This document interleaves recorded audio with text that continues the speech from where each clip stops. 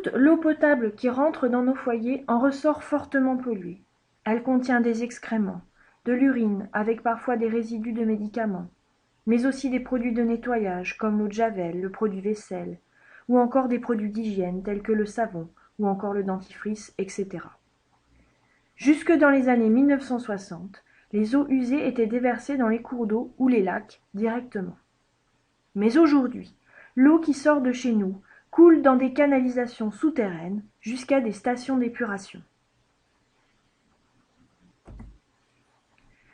Les stations d'épuration sont des usines qui nettoient l'eau.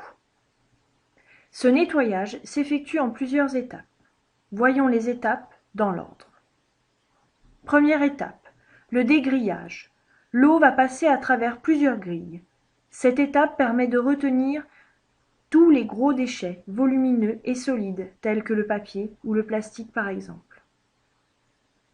Puis deuxième étape, le dessablage et le déshuilage.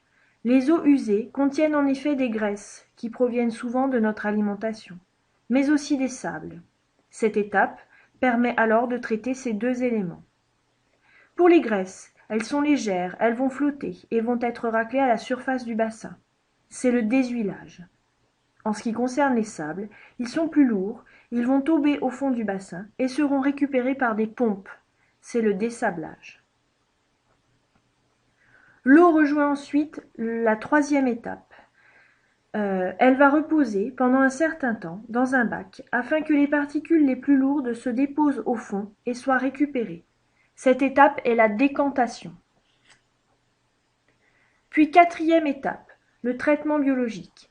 On va injecter dans ce bassin de l'air sous pression, ce qui va permettre à certaines bactéries, non dangereuses pour l'homme bien sûr, de se développer. Ces bactéries vont alors consommer les polluants chimiques invisibles présents dans l'eau. Cinquième étape, la clarification.